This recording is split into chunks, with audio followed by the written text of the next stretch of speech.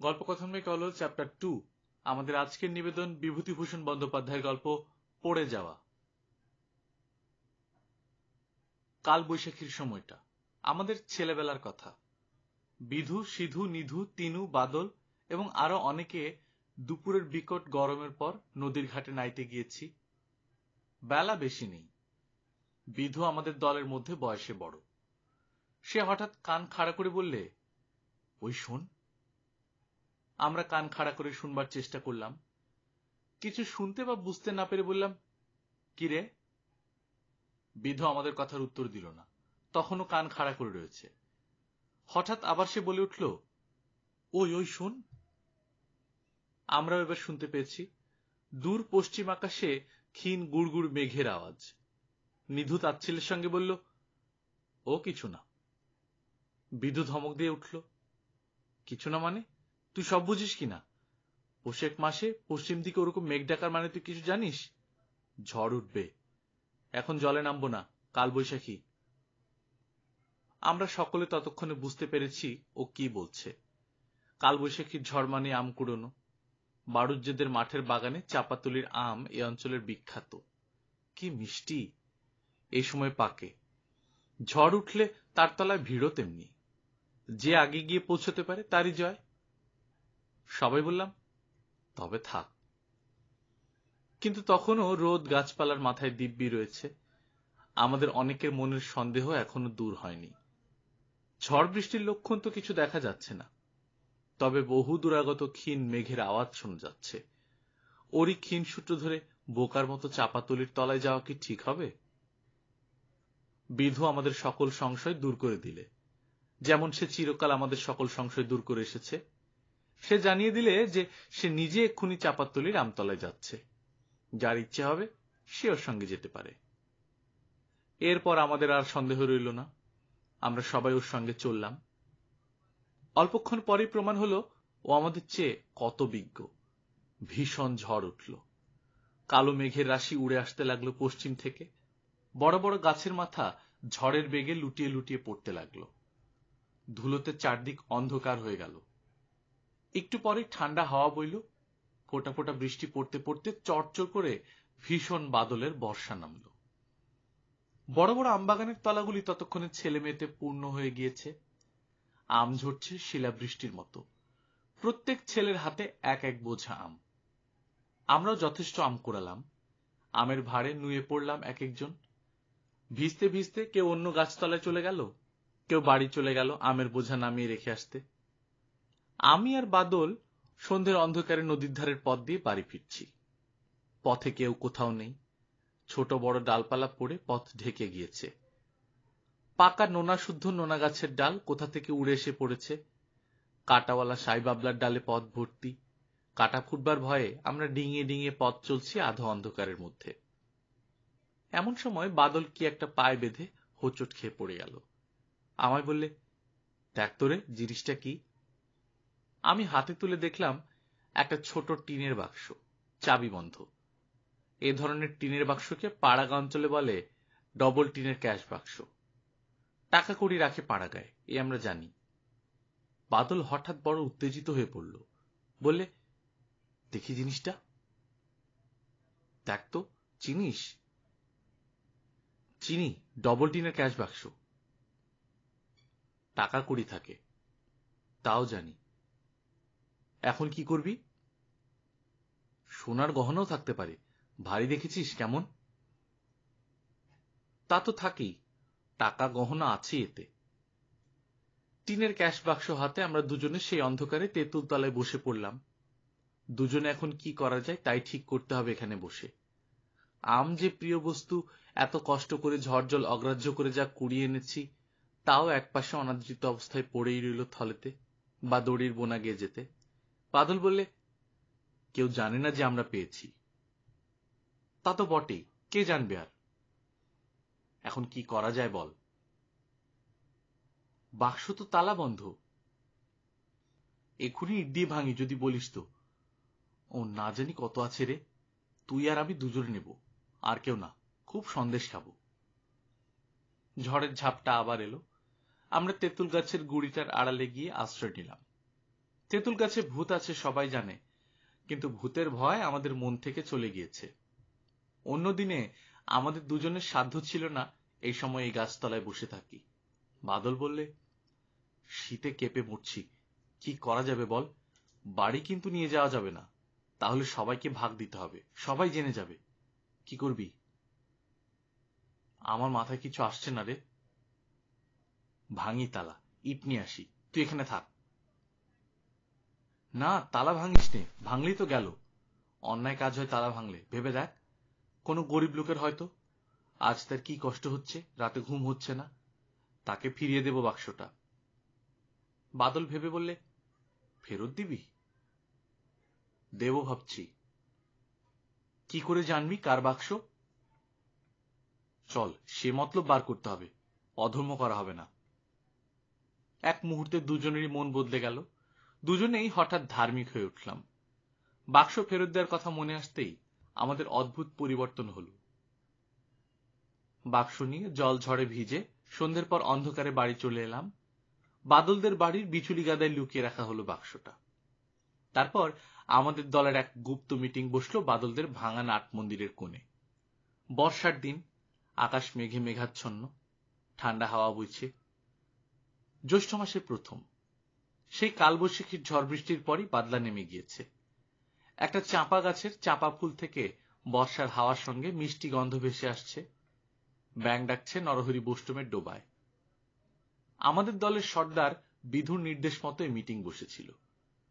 বাক্স ফেরত দিতেই হবে, এ আমাদের প্রথম ও শেষ প্রস্তাব।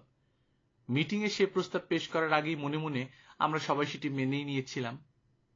বিধুকে জিজ্ঞেস করা হলো, বাক্স ফেরত দেওয়ার সম্বন্ধে আমরা সকলে একমত, অতএব এখন উপায় ঠাউরাতে হবে বাক্সের মালিককে খুঁজে বার করবার। কারো মাথায় কিছু আসে না। এ নিয়ে অনেক জল্পনা কল্পনা হলো। যে কেউ এসে বলতে পারে বাক্স আমার, কি করে আমরা প্রকৃত মালিককে খুঁজে বার করব? মস্ত বড় কথা, কোনো মীমাংসাই হয় না। অবশেষে বিধু ভেবে ভেবে বললে, মতলব বার করেছি, ঘুড়ির মাপে কাগজ কেটে নিয়ে আয় দেখি।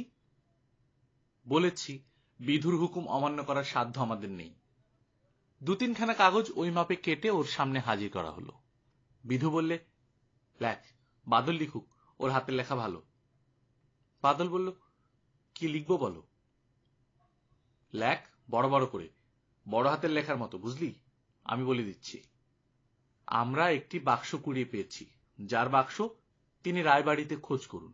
ইতি বিধু সিধু নিধু তিনু। আমি আর বাদল আপত্তি করে বললাম, বারে, আমরা কুড়িয়ে পেলাম আর আমাদের নাম থাকবে না বুঝি? আমাদের ভালো নাম লেখো। বিধু বললে, লিখে দাও, ভালোই তো, ভালো নাম সবারই লেখো। তিনখানা কাগজ লিখে নদীর ধারের রাস্তায় ভিন্ন ভিন্ন গাছে বেলের আঠা দিয়ে মেরে দেওয়া হলো। দু তিন দিন কেটে গেল, কেউ এলো না।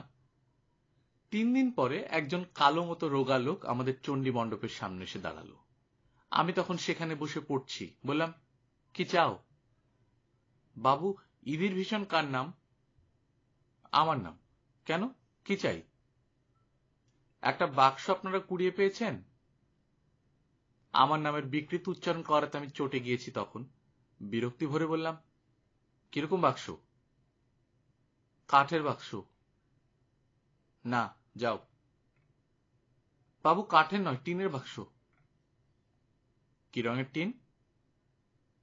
কালো। না, যাও।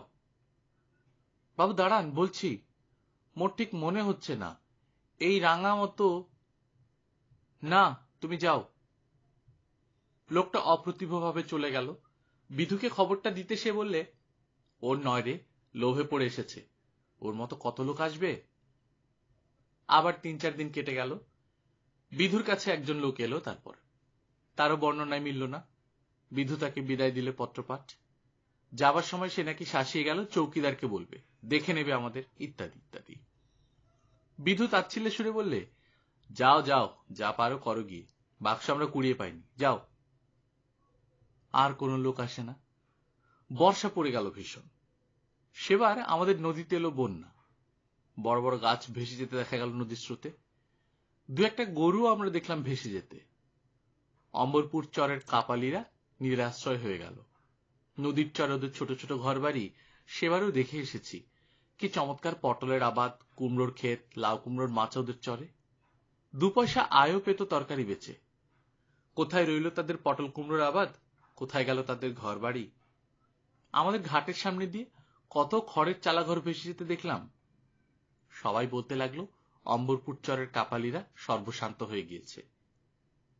একদিন বিকেলে আমাদের চণ্ডী মণ্ডপে একটা লোক এলো। বাবা বসে হাত বাক্স সামনে নিয়ে জমি জমার হিসেব দেখছেন। গ্রামের ভাদুই কুমোর কুয়ো কাটানোর মজুরি চাইতে এসেছে।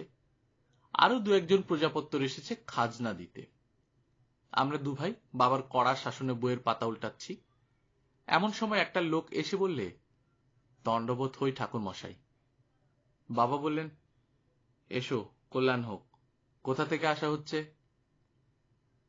আগে অম্বরপুর থেকে, আমরা কাপালি। বসো, কি মনে করে? তামাক খাও, সাজো। লোকটা তামাক সেজে খেতে লাগলো।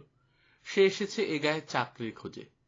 বন্যায় নিরাশ্রয় হয়ে নির্বিষ্কলার গোয়ালাদের চালাঘরে সপরিবারে আশ্রয় নিয়েছে। এই বর্ষায় না আছে কাপড়, না আছে ভাত। দুয়ারি ধান ধার দিয়েছিল গোয়ালারা দয়া করে, সেও এবার ফুরিয়ে এলো। চাকরি না করলে স্ত্রী পুত্র না খেয়ে মরবে। বাবা বললেন, আজ এখানে 2টি ডাল ভাত খেও। লোকটি দীর্ঘ নিঃশ্বাস ফেলে বলল, তা খাবো, খাচ্ছি তো আপনাদের। দুরবস্থা যখন শুরু হয় ঠাকুরমশাই, এই গত জ্যৈষ্ঠী মাসে নির্বিষ্কলার হাট থেকে পটল বেচে ফিরছি। ছোট মেয়েটার বিয়ে দেব বলে গয়না গড়িয়ে এসেছিলাম। প্রায় 250 টাকার গহনা আর পটল বেচা নগদ টাকা 50টি একটা টিনের বাক্সের ভেতর ছিল। সেটা যে হাটের থেকে ফিরবার পথে গরুর গাড়ি থেকে কোথায় পড়ে গেল তার আর খোঁজই হলো না। সেই হলো শুরু, আর তারপর এলো এই বন্যে। বাবা বললেন, বলো কি, কতগুলো টাকা গহনা হারালে? অদেষ্ট, একেই বলে বাবু, অদেষ্ট। হাত সেগুলো হাতে থাকলে। আমি কান খাড়া করে শুনেছিলাম। বলে উঠলাম, কি রঙের বাক্স? সবুজ টিনের। বাবা আমাদের বাক্সের ব্যাপার কিছুই জানেন না, আমায় ধমক দিলেন, তুমি পড়ো না, তোমার সে খোঁজে কি দরকার?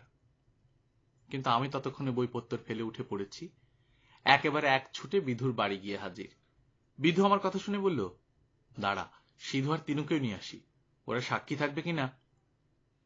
বিধুর খুব বুদ্ধি আমাদের মধ্যে, ও বড় হলে উকিল হবে, সবাই বলতো। আধ ঘন্টার মধ্যে আমাদের চণ্ডী মণ্ডপের সামনে বেশ একটা ছোটখাটো ভিড় জমে গেল। বাক্স ফেরত পেয়ে সে লোকটা কেমন হক চুকিয়ে গেল। চোখ দিয়ে জল পড়তে লাগলো। কেবল আমাদের মুখের দিকে চায় আর বলে, ঠাকুর মশাই, আপনারা মানুষ না দেবতা? গরিবের উপর এত দয়া আপনাদের? বিধু অত সহজে ভুলবার পাত্র নয়। সে বললে, দেখে নাও মাল সব ঠিক আছে কিনা, আর কাকাবাবুর সামনে আমাদের একটা রসিদ লিখে দাও, বুঝলে? কাকাবাবু, আপনি একটু কাগজ দিন না ওকে, লিখতে জানো তো? না, ও উকিলই হবে।